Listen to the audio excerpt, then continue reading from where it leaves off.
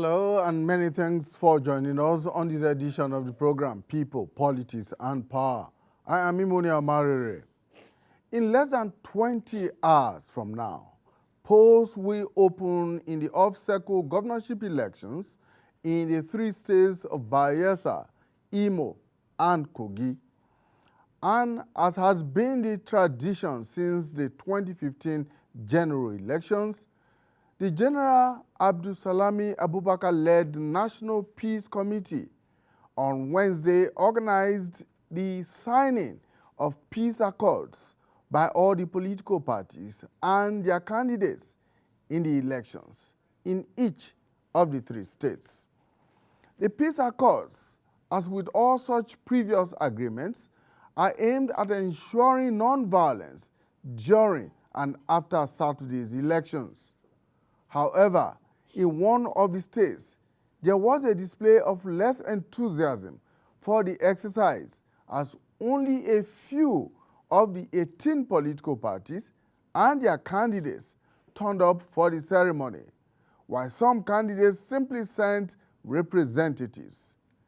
This has elicited concerns that the initiative is becoming a hollow ritual that is fast losing its relevance. Politicians and their supporters appear not to pay much attention and respect to the spirit and letters of the agreements that they enter into before elections.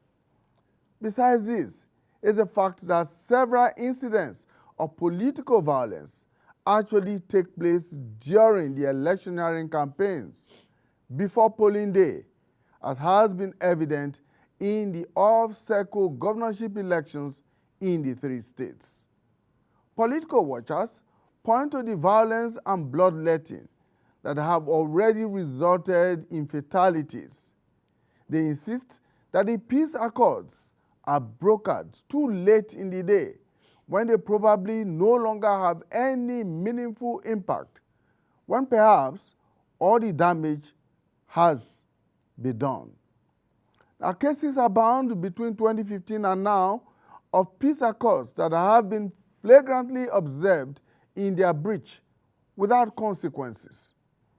The fact that the agreements are only instruments of moral suasion, devoid of any form of sanctions for violators, appear to make the entire exercise a waste of time, and perhaps too, a waste of resources. Now, on the program today, we shall examine the efficacy of these peace accords. Have they been veritable instruments for the mitigation of violence before, during, and after elections in Nigeria? If they have not been as successful as intended, what are the missing ingredients in the process? Now, what needs to be done? Are there alternatives to make elections a civil exercise and not the wars that we seem to fight each time there is an election?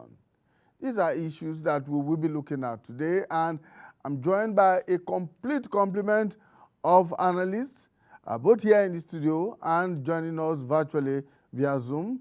First, from my immediate left is Mr. Michael Mbanefo, who is a lawyer and a security analyst. Thank you so much, Mr. Mbanefo, for joining us. On my immediate right is Sophia Bichi, who is head of knowledge management at Yaga Africa. Sophia, thank you so much. Thanks for having us. And we are going to be joined virtually by Professor Usiju Medana, who is a security specialist, a criminologist, and criminal justice expert. And last but not the least, to my far right is Chukwuka Ofuegbu, is a public affairs and security analyst. Thank you so much. My pleasure, for finding time to join us. Right, let's go on a short break, and when we return, we'll dive straight into our discussion. I want to use this opportunity to send a message down to whoever or any group that is planning to disrupt this election to have a change of heart, because they will have the police and other security agencies to contend with. And I am not just saying this. I seriously mean it. I have said it in other fora, and I'm repeating it here, that police and other security agencies will not give space for criminals to disrupt this election. Here is a message for those that plan to disrupt the process. We are aware of your plans to dress in military gear to mislead the public. Be assured of injurious consequences should you proceed with those plans. We will not allow our image to be dragged to the mud. You are hereby warned. There you had the police and the military sending out very clear signals that they will not be tolerating any acts of violence during Saturday's elections. Gentlemen and lady, thank you so much once again for joining us. Let's begin with the lady here. Peace accords, what do they really mean or contribute to our electoral process? This has been the practice since the 2015 elections. Every time there is an election, whether it's the general election, or whether it is the off-cycle elections, we get the parties and their candidates to sign peace accords, which most times are observed in their breach. But what is the value of peace accords to our electoral process? So, first of all, I would like to say that the peace accord first provides some level of consciousness to the parties involved, to the fact that there are some indicators of violence, and being parties involved that might directly be part of those propagators of those indicators or not, it brings that consciousness to them, to even their supporters as well as to the public, that there's a situation, because I don't think without any indicator of violence there will be any form of, or there will be a reason to organize a peace accord, as the case may be. Then secondly, apart from that consciousness, is also putting people on notice to the fact that this situation is being condemned by some people or by certain stakeholders that are deemed to be respected in the society. If you look at the setup of the Peace Accord Committee, you understand that we have the former military president in the person of General Abdul Salam, who is in code respected by different parties, as well as Bishop Koka and other members of that particular committee. But what I would like to mention is that people are also not aware of those things that goes behind the scene, and these are things that I know that I'm not a member of the Peace Accord Committee, but to an extent, and by the virtue of what my organization do, we also interface with them. But beyond the ceremony that we'll see, there are some actions that usually happen behind the scene, and some of these actions might have probably mitigated some of the security issues we've seen. And the fact that some act of violence usually happen does not mean that they might not have happened in a larger scale. So we also understand that there are some back channel advocacy engagement that usually go with some of these parties. But is it possible for this committee and its members to reach out to every actor? No. And we should also note that some of this violence we see during elections are not just associated to the elections. There are some violence that might be happening in isolation, but because it's an election period, there's a tendency for a spillover. Again, are there possibility of people signing the peace accord and not adhering to the pledge they made based on the spirit of the peace accord? Yeah, we've seen that in the past. Because there are no sanctions, and because we don't have a legal framework that provides for sanction for some of these things. But I think this is the time for Nigerians, apart from the Peace Committee, to also look at what can we do differently. The ISIS is there. I know that the Peace Accord is engaging with the ISIS. What can we do differently to ensure that that there's a consequences for violating some of this, right? But I would say that it's effective to an extent. It might not be 100%, but if we have the opportunity to see some of the magnitudes of some of these indicators of violence, we saw the outcome in Edo. The peace accord was very instrumental in the Edo 2020 elections. Although the parties were drumming for war till the peace accord, and we had situations where parties were able to, or leaders of political parties or candidates were able to stand up and call for a ceasefire from their supporters. So I would like to, like I mentioned in the past, that yes, it's reasonable, it's contributing positively, but is it as effective as is expected? I will say that probably no, because of some of the reports we're getting. So there might be a need for change in strategy, but again, a lot of things are done in the back end that we're not seeing, and it's difficult for us to also compare the magnitude of the efforts put as compared to some of the things we see. Finally, I will say that the peace accord, the ceremony we see is just the one that is in the public. There are lots that are going on behind the scene, and I think we need to appreciate the efforts of the parties involved. All right. Well, you've thrown a lot on the table. I'm sure that Mr. Mbanefo and, of course, Mr. Ofwebo will be responding to some of those issues. But first, Mr. Ofwebo, let's deal with the value of, Mr. Mbanefo, let's deal with the value of peace accords and what it contributes to the electioneering process. Okay, with regards to the values of peace accord, it is first of all expected that when a peace accord... In our peculiar circumstance. In our peculiar circumstance. When a peace accord is brought to the table, it is expected that parties are coming to reassure the nation, the voters, and the immediate constituencies that they want a peaceful transition of an electoral process. However, when you bring peace to a violent person, it's always very difficult for that person to accept. Signing peace accord is not a part of the Constitution. What is part of the Constitution is the law that says you should not create any form of violence, wherever it is, wherever you find yourself.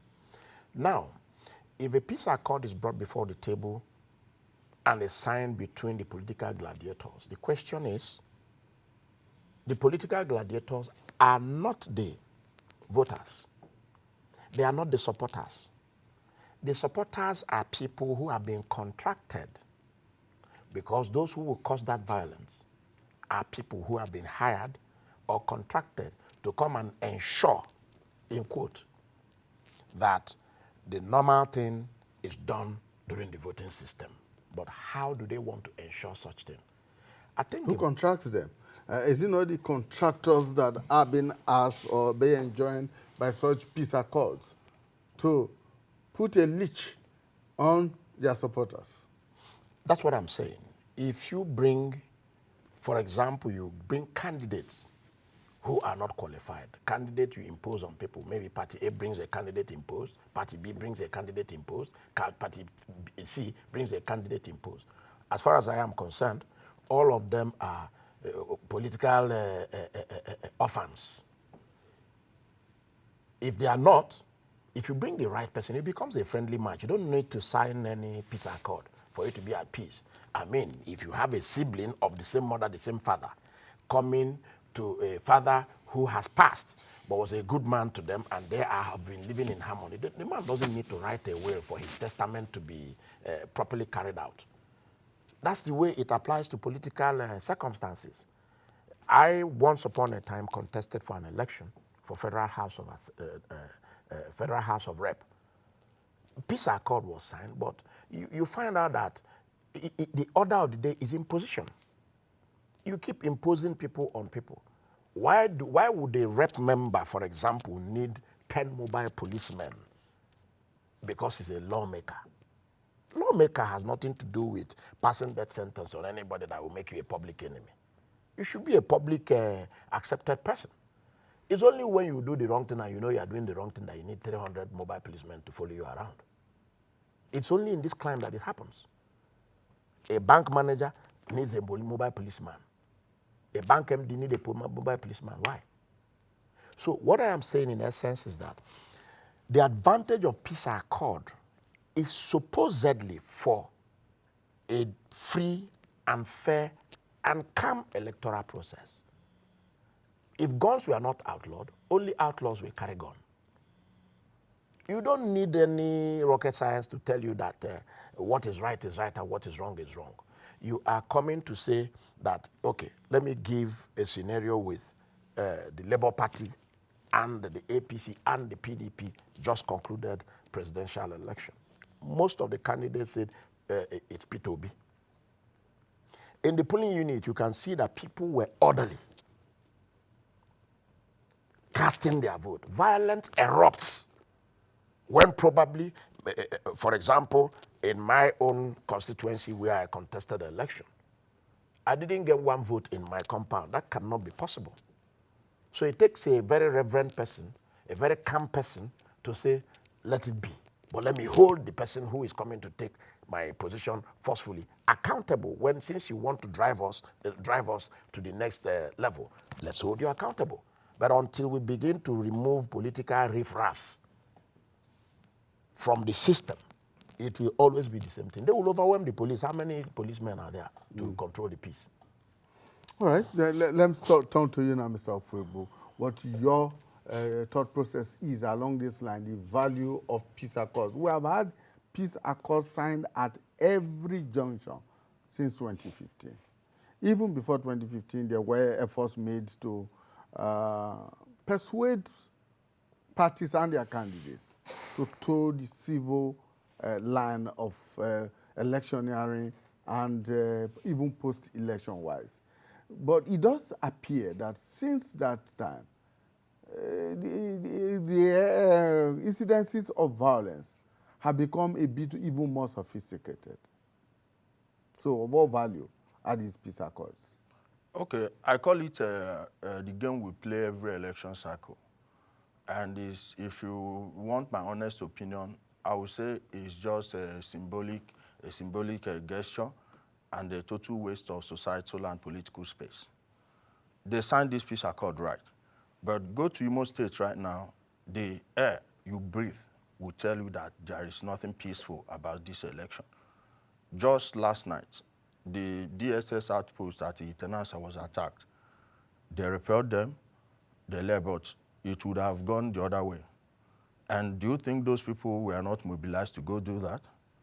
This happened in the last election cycle. It's going to happen in the next election cycle until we start. And that was just a day after the signing of the peace accord. Just last night. What you're seeing right now, until we start having ideological conversations, start playing ideological politics, this is what we are going to be getting. Like you go to Kogi State, whatever ill we have in this society always is brought up to the fore during elections. You know, we have a balkanized society divided across religious and ethnic lines. Not as if the religious leaders or tribal leaders have the interests of their people at heart. It's just to be making noise. You go to Kogi State, you see what's going on there and how society has devolved into where you create division just to achieve political power. Only they will decide how many people will die tomorrow in Kogi State. Only the political actors will decide how many people will die in Imo State tomorrow. Bayelsa is a different kettle of fish. I don't know how that one is going to move about. But until we start treating these issues long before the election. Well, after the elections are over, everyone will go home. Next election cycle, you don't monitor the primaries. You don't even know the process that throws up any of the candidates, then we'll come here pretending that signing something on a paper will change the minds of the people. For instance, look at Imo State, no electricity right now. How many people are now in anxiety? Just for election's sake, you have a bunch of people that have decided to use their power. We mentioned his name, Joe Ajero. He rose through the ranks of NLC, through the National Union of Electricity employees, of which my father was a member of. now look at what he's using his power to do in Imo State. People are going to suffer just because he has a preferred candidate. And you look at such an atmosphere, you think there will be a peaceful election. There will never be. We are deluding ourselves if we believe there will be any peaceful election. And it boils down to the people they are using. It's up to you and I. Speak to our people, our siblings, our cousins, our nephews. All these people are not coming from nowhere, though some of them may be importing thugs from outer states. But the security agencies should make sure they are on top of their games. You know, we've been talking about using cameras, technology, just CCTV cameras to monitor our streets, our major roads, because wherever, if they are going to move from point A to point B, they will have to use the road. And if you have cameras there, you can even stay in the comfort of a room and monitor everything. Then we alert the men on ground to go and call them. But then you have a society where those things are not available, and some people have been planning for this day not to throw up a better candidate. It's just to have their man in there, eat the money as much as they can, pack enough for their families. Then next election cycle, we'll be back to this noise. No food for the people, agricultural programs, education, everything. And the person promising you heaven and earth has been in power. And one good thing about our politics is that it's always the same political actors from 1999. And after 24 years, anyone running shouldn't be telling us what they'll be doing for the people. They should be telling us what they've done for the people. Now, in the absence of such an argument, they will use violence to cover it up. Because if you are not talking about this peace, oh, how are we going to douse this tension of which everything is manufactured? We'll be talking about what each and every one of them has done in the past. And at the end of the day, we find out that they are too hollow and shallow to even be there. And that's what the angles we should be looking at. Yes, Sophia, you talked earlier on about the back channels that are employed or adopted by the Peace Committee to reach out to these various parties and candidates before the public signing of documents. But there are those, like Ufogbu, who think, for instance, that perhaps the peace accords are entered into too late in the day, a few days to the elections. Much of the violence that is perpetrated during elections are carried out during electioneering campaigns, and even before then, even during party primaries. That's when all of this starts. And so there is a gradual build-up from the period of party primaries into the electioneering campaigns proper, then into the election day proper, and then thereafter when results begin to come out. Now, they then argue that perhaps these peace processes and agreements or accords should go way back to those times, rather than a few days, 2 days to the election, you are signing a peace accord. What value will it be when so much has happened before then? I was just looking at the media this morning, and I saw of how some people were macheted in Bayelsa State just last night.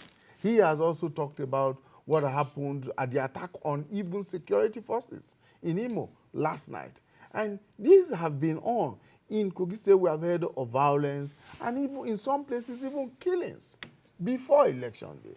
So why do we wait till the 11th hour before we sign peace accords? So I think my response will be in three folds. First is that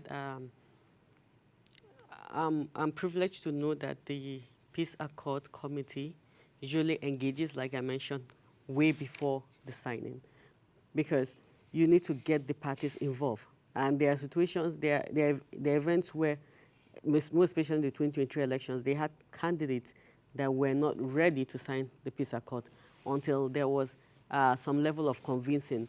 But I cannot guarantee, I cannot say if this starts before the primaries. And I understand you. Challenges, insecurity happens even before the primaries. But I'm asking myself, if I were to be part of the committee, how easy will it be for me to engage aspirants? Because until you become a candidate of the political party, before some people that engage in the different phase of the electoral process will deem it necessary to engage you. If one party, we have 18 parties. If one party is having like 10 aspirants, 20 aspirants, how many aspirants do you need to reach out to? Then secondly, until you see indicators of violence before you see the needs to, even though violence is becoming part of our system.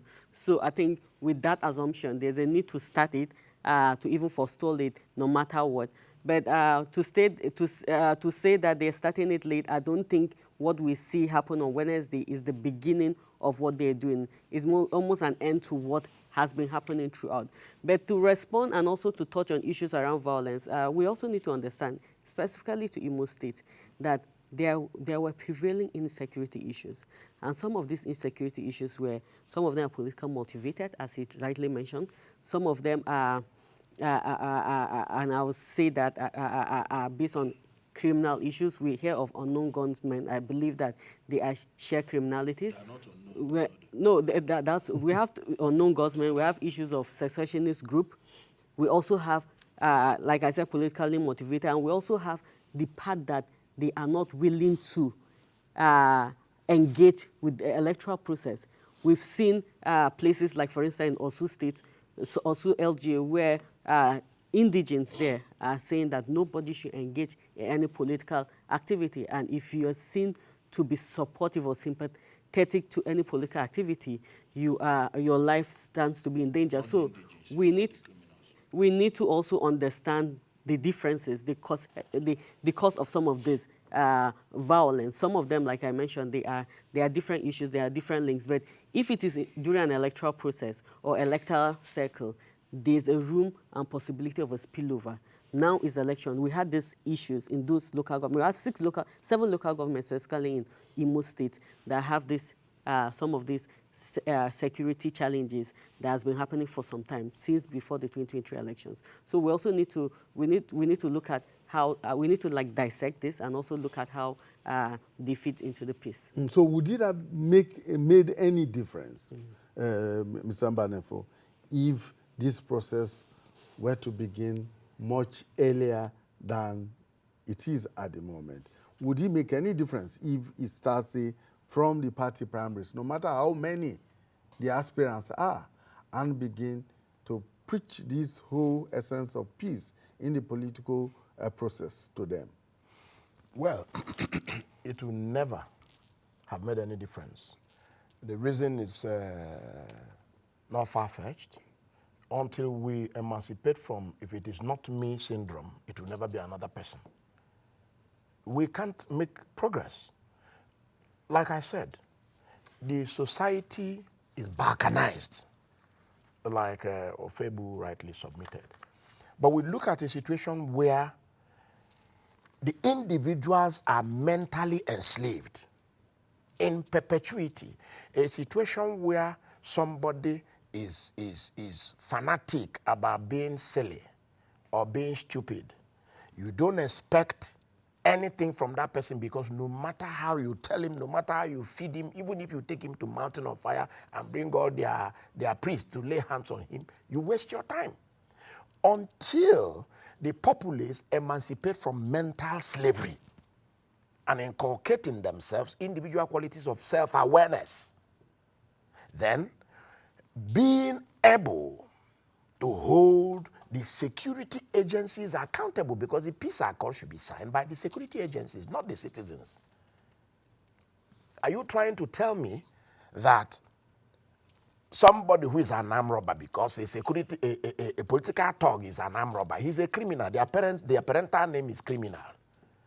Doesn't matter whether he's a thug, doesn't matter whether he's a pickpocket, his father's name is criminal. So are you trying to tell me that a criminal will wake up, see where the military is doing show of force, run there to go and pick the pocket of a soldier who is doing show of force? The answer is no. So if we want to do things right, the people who are supposed to sign the peace accord, the DSS, the NIA, the Army, the Air Force, the Navy, the police, road safety, and the rest of them, because who is the person who maintains peace and enforces law and order? It is the security agencies. Yeah, an accord presupposes that there are different parties to an ongoing process. That is what I'm saying. Yes. Political parties are formed by individuals. It is not it's not something that was formed by the constitution. It's formed by individual. You name this one AA, you name this one PP. The fact still remains that in the presence of tight security, no sane thug will come and brandish gun. By the time you're raising your gun, the security agencies will do the needful. But security agencies cannot be everywhere. At least where they are, let us see that they have done something. It's not about, see, sir, with due respect to you, Mr. Emarere, if we are going to have a Nigeria that will move forward, we have to first emancipate from mental slavery. We have to tell ourselves the truth. We have to hold people accountable. That is what the legal system is all about. Legal system is nothing but the court, the personnel of the court, the police, and the correctional facility. So when the constitution has said, do not do thuggery, you do thuggery. The law enforcement catches you, takes you to court, court sends you to where you are supposed to be sane for them to correct your mentality. It's as simple as ABCD. Like he said, Imo is boiling, Kogi is on fire, Bayelsa is in the oven, and you are telling somebody to go and bring an individual who wants, let me tell you, every political person who has been chosen from his third party to represent his party is a desperate person. In a desperate situation, it doesn't matter who dies.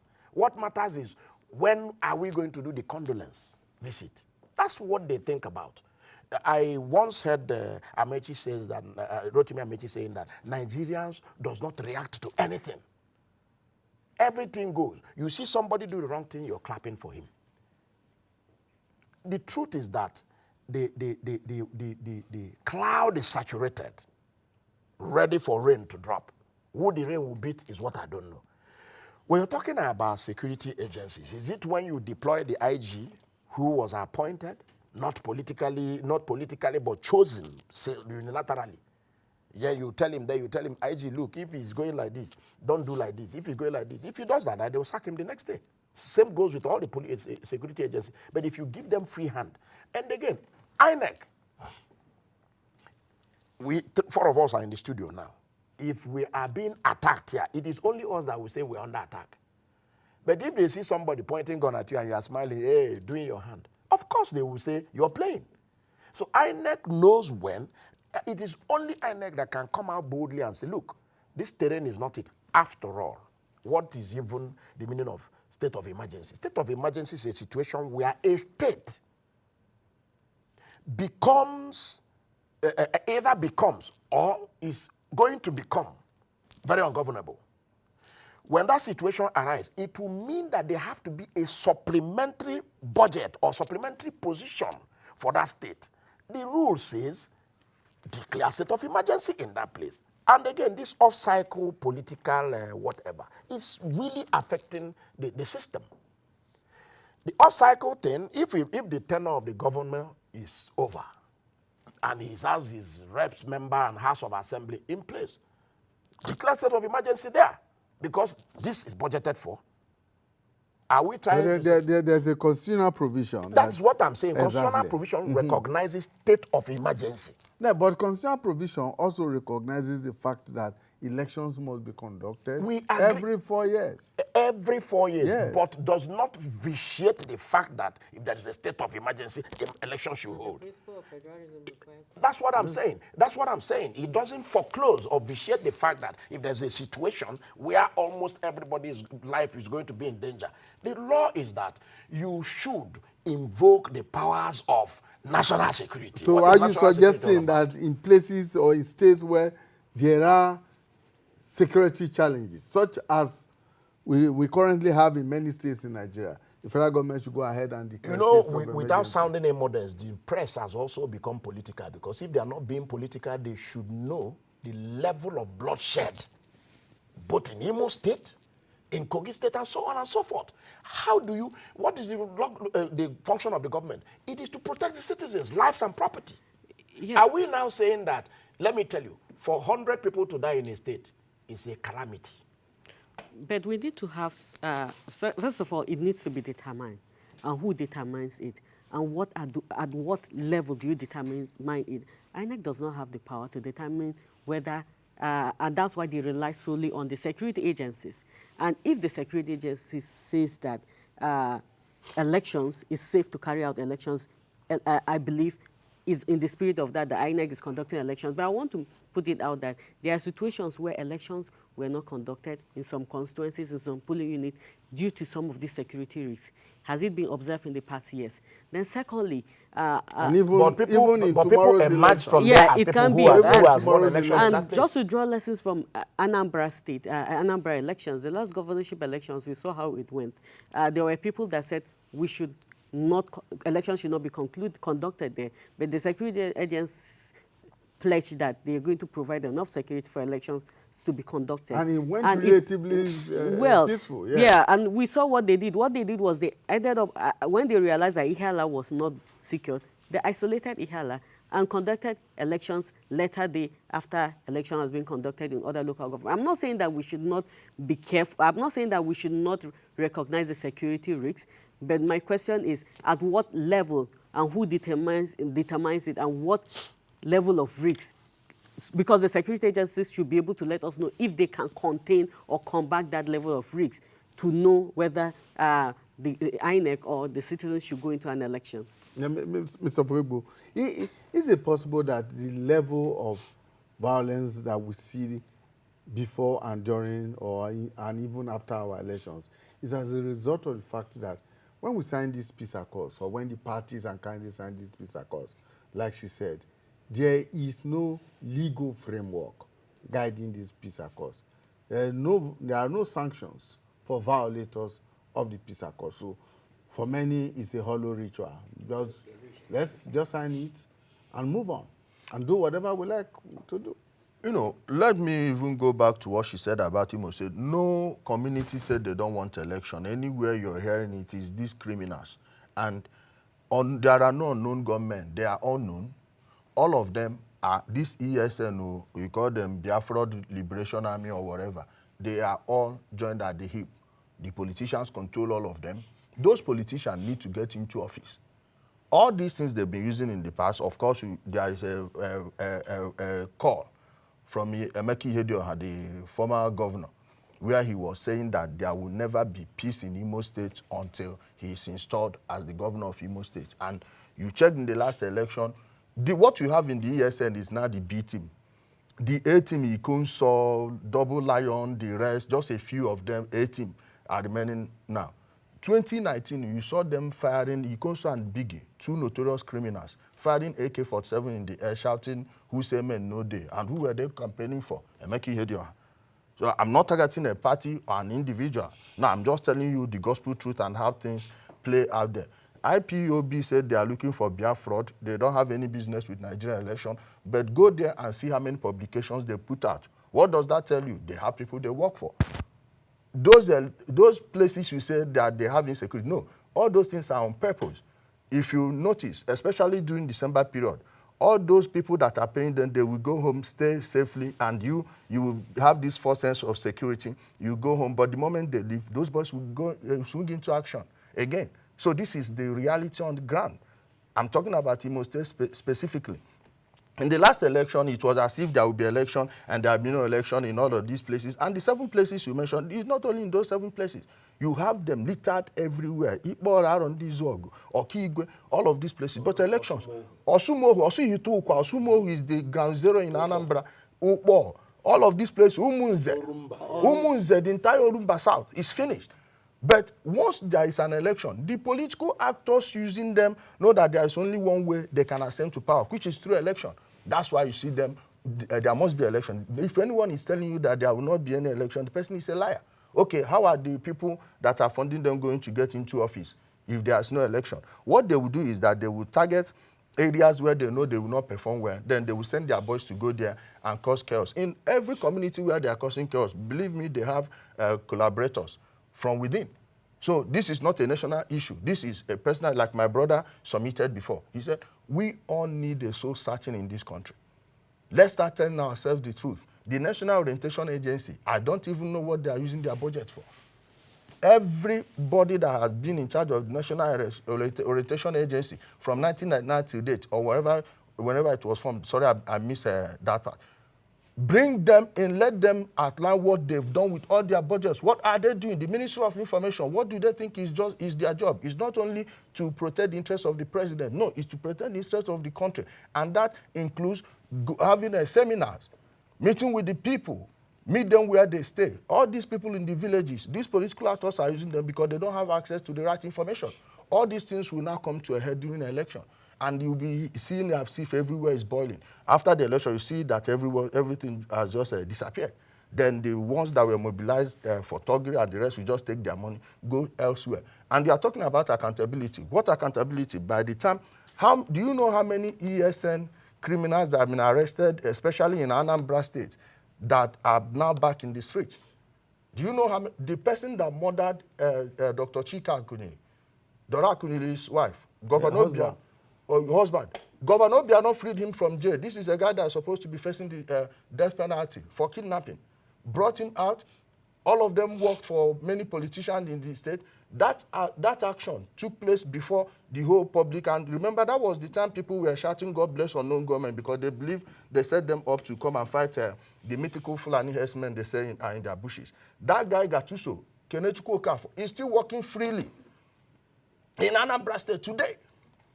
The Okuzu SARS, how many innocent people are they wasting? Then you take criminals there, within 2 weeks, you see them outside. In other words, you are suggesting that even though the political leaders, and political parties and candidates who make a show of the signing of peace accords really have no absolute control over those who perpetrate. That paper is as genuine as a $3 bill. $3 is a lot of money now. I said $3 bill. There's no $3 bill. It's fake. Any $3 bill you say is fake. If I may comment here. You know, when they say come and demonstrate how things work, it doesn't mean that what you're demonstrating is how it works. They say demonstrate. Demonstrate is not reality. Until we become very responsible, no matter how, you see, I have passed the level where I'll come to the screen and begin to talk what will sweet anybody. I have to say what will sweet me, and what will sweet me is that we begin to be accountable for what we say. What he's submitting about Anambra State, let me tell you, we all grew up in Onitsha. And we know what is obtainable, like I said. The people who are supposed to sign the peace accord is the security agency. And Mr. President, with due respect to him, must stand firm on the security and tell them, if you say you're popular, test it on the ground. Don't support anybody. Anybody that does contrary. And like you were saying that it's unconstitutional to sign peace accord. You don't need to sign peace accord. The constitution is clear. Do not commit crime. So you don't need peace accord. We all signed the constitution by the preamble said, we, the people of Nigeria, give to ourselves this law. It's a peace accord. Whichever way you want to see it. The most important thing here is that we don't need to patronize the government or the political gladiators wherever we feel it will favor us. Until they begin to be accountable. Look, let me tell you, these are people's children. If they want us to support them as thugs, let them bring their boys and girls to hit the street with us, stand in front, we'll follow them and do everything they want us to do. They won't be able to do that. All their children are abroad and so on and so forth. Lagos. Because they have capacity. Are you getting what I'm saying? Most of these big men cannot go down. Let me tell you, there is a funeral that happened in my state. The lady is from Okpo. The reception is in Onitsha. How does that happen? Because she knows that she'll be endangering the number of people that are coming to attend her father's funeral. It's a disaster. It's very calamitous. The Inspector General of Police, I pity him. Yeah. There's little or nothing he can do. How many people does he have in police force?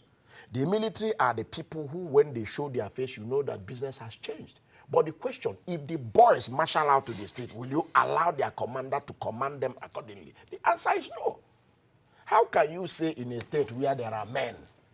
I see some people from Bayelsa calling themselves general. Who is not a general? We're all generals. If you say if you allow us to take care of our street, we know what to do. It's not about coming to say police peace accord, you bring some dummies to come and sit down and sign a paper and say they are signing peace accord. What peace accord? You sign peace accord between yourselves, not to hijack yourselves. The people that are coming to the field, have they signed peace accord? There is nothing like that. It's drama. These are called We should stop drama by day, in Nigeria. mobilization of talks by night. This is the reality. And my sister, and we shouldn't be I don't kidding know ourselves. whether you are a priest or you are a reverend sister, but I want us to be speaking in unison because as far as I am concerned, it's only when you speak, it is the mouth that they used to create the world. And it is the mouth that is still spoiling the world. Are you getting what I'm saying? You cannot preach to your enemy like a reverend. The rule is that you destroy the enemy. Let me tell you, it's just that Nigerians, like Rotimi Amechi submitted in one of the interviews he granted, he said, we are not serious. We are not, we don't follow up anything. Well, the day we will follow up something. Rotimi Amechi was only reiterating what Fela Nicola Kuti The most important thing, the most again. important thing is that he has vituperated such. I am praying that that day will not come when the citizens will become suicidal. What I mean by suicidal, because when a certain level of hunger catches you, no medication. But then you can need your a sound citizenry to do that. Not That's this ones what we're I'm saying. Emancipate from mental slavery. No ideological belief, nothing, everything goes. All of them are there watching BB Niger, going from one TikTok video Go to internet working today, out like you this is see what they are doing. Mostly from the south. Nonsense. Mostly from the south. I'm telling you, if Nigeria has two separate societies, most of the things you consider problems in the south are not applicable in the north. For instance, most of the policemen in the south, especially southeast, are from the region. You know why they will not go to the north? Not because of insecurity, it's because the impunity they exhibit in the southeast, they can't try it in the north. Correct. Now, why do you think it's so? Because they have a better society, organized society, where the institutions are functioning. But in the southeast, south, then some part of southwest, then half of north central, I'm telling you this, we don't have a stable citizenry. Most of them are high on drugs. The rest are just, many of them, their parents can't even take care of them. They don't even think there's anything to go and check on. Isn't that too sweeping? A very generalized statement. It's not general, but I'm telling you the prominent characteristics of what's happening in the South. I'm telling you the gospel truth. No one can dispute this. You can't logically argue against this. Marere, when you say internally displaced person, it's not those who were displaced by war. An internally displaced person, in my own view, is somebody who is living in the house and is not aware he's under any shelter. I don't know whether you understand me. There are people who are very busy doing nothing. I think internally displaced persons or internally displacement has a broader definition than that. But Fabio, let me come to you. There are some people who have argued that the fact that after every election, those who are engaged in electoral violence are never prosecuted. There's no form of punishment for their bad behavior, has kept on encouraging all these people that we've been talking about who have now seen it as a career or as a means of livelihood, at least temporarily when elections come. Yeah, this statement is right. There's an issue with holding people accountable.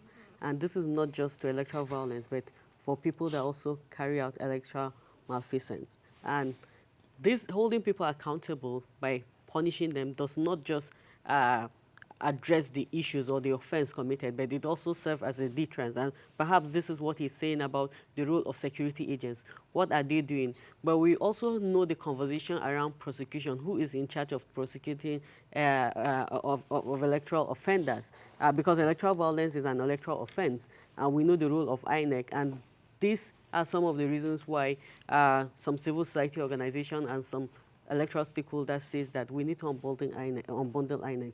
Perhaps having an electoral offense commission will address some of these issues. As recommended by the Ways Commission. Yes, will address some of these issues because issues of electoral violence, we saw what happened, and not even the Ways recommendations, what happened to Sheikh Lemu's recommendations after the 2011 post-election violence. These are some of the things we need to revisit. But again, I've seen that a little bit from the 2023 elections where, for instance, in Benue State, some people were already charged to court based on electoral offenses. So we need to start holding people accountable. Like they mentioned, people, you cannot, it's improper to see electoral offenders or perpetrators of violence moving freely, what happens afterwards? This recruits new folks, and because people believe that they can go scot-free. And again, it's not also the fault of, we also need to look at who is behind that force. And this goes back to the sponsor of those young men and women we see acting in the fraud. They are not just the people, but because they have some backings, and because of those backings. And that's why you hear in our climb that people are saying that I'll do it and nothing will happen, and surely nothing happens. So I think we need to address, first of all, the issue of political education, which they mentioned. And if you look at in the post-2023 general elections, there are challenges with political education, most especially amongst young people. We need to look at, have these agencies, they mentioned NOA, and even NOA, and even different actors, including civil society organizations. We need to start looking at how do we bring about political and civic education to people. We need to, most especially young people, most especially the Gen Zs, we need to begin to change people's orientation from what is obtainable at the moment. All right, Mr. Afwebu, in 60 seconds, as we round up, what is the way forward? What would be your one suggestion that can change the current situation? We need a system overhaul, individually and collectively, until we start changing our mindsets, and it should start from families. The government has never solved any issue. Put them in charge of Sahara Desert and you will never see a grain of sand there in 2 weeks. It's up to the parents. It's up to the individuals. She mentioned civil society organizations, but do we still have those in Nigeria? They are advertising something else and doing a totally different thing altogether. It's up to the parents, the institutions, the traditional institutions. And, you know, I love using the Southeast, for instance. These traditional institutions have been bastardized for a long time. And the religious institutions are not even better. The market unions, town unions, all of these places are being controlled by evil men, and people can't give what they don't have. This is a fundamental issue that should start from the family line. All right, thank you so much. Mr. Ambarefo, the last word here. Your one way forward for all of this. Way forward is soul searching and soul winning. Soul winning in the sense that you have to conscientize people individually, whether family or not. Reason being that a child that needs to be free and needs salvation will seek salvation by himself. Salvation is not served a la carte. It's by mental and emancipation. You know, mental slavery, emancipation. You have to emancipate. It is by choice that I came to be interviewed today. If I don't want to come, my parents cannot do anything. So it's an individual thing for us to emancipate from mental slavery. All right, thank you so much. Mr. Michael Mbadenfo is a lawyer and a security analyst. Thank you for your time. Thank you for making the decision to come on the program. Thank you so much. And of course, Sefi Abichi is the head of knowledge management at Yaga Africa. Thank you so much. Thanks for having me. Great. And of course, Chukwuka Ofoebu, a public affairs and a security analyst. Thank you so much for coming on the program. I'm sure you also made a deliberate decision to be here today. I love being here. All right. That's our program for today. Please join us again when we bring you a fresh edition of People, Politics, and Power. And to the people of Bayelsa, Imo, and Kogi states, as you go out for the elections on Saturday, we urge you to be safe, to be peaceful, and respect the people around you and indeed the electoral process, so that it is a civil process and not a war. Thank you for your time, and bye for now.